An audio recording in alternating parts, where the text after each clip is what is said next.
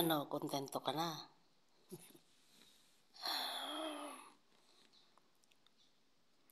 Mas maganda ka nga. Na lagi mong sinasabing mas maganda ka. Pero saang lugar, saang banda? Asko lang. Oo, pangit nga ako eh. Pero, maldita, makulit, pero mataray at medyo bastos. At least, pinapakita ko yung ugali ko. Hindi kagaya mo, sa harapan mabuti ka, pero sa likuran ko, marami kang sinasabi. Sa Pilipinas to ha. Bakit di mo ako prangkahin?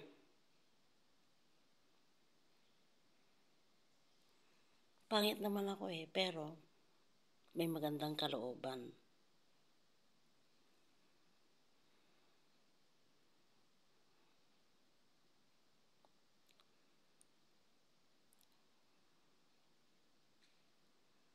Ang buti-buti mo pag nagchat-chat ka sa akin. Yung pala, behind that one is, wala ka kasing self-confidence at wala kang sense of humor. Ang nakikita mo ibang tao, dapat bago mo tingnan ng ang ano ng ibang tao, tingnan mo muna yung sarili mo.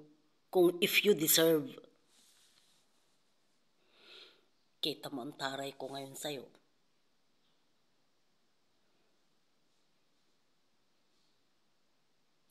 Direk, hindi ko na alam yung bang linya ko. Akala nyo seryoso ako, no?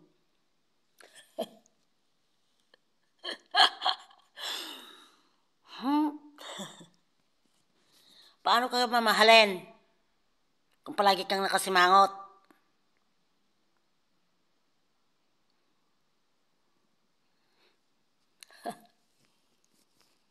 Palagi kang nangaaway ng walang kasensens.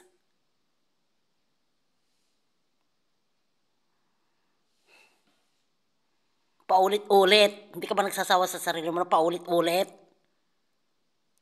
Buti na lang, Derek. Alam ko na yung linya ko. Kaya nagsasawa sa'yo.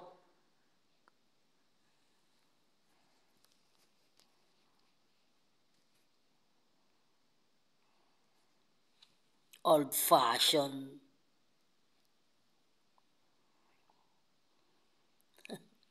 Derek, turuan mo ako. Nakalimutan ko na ibang linya ko.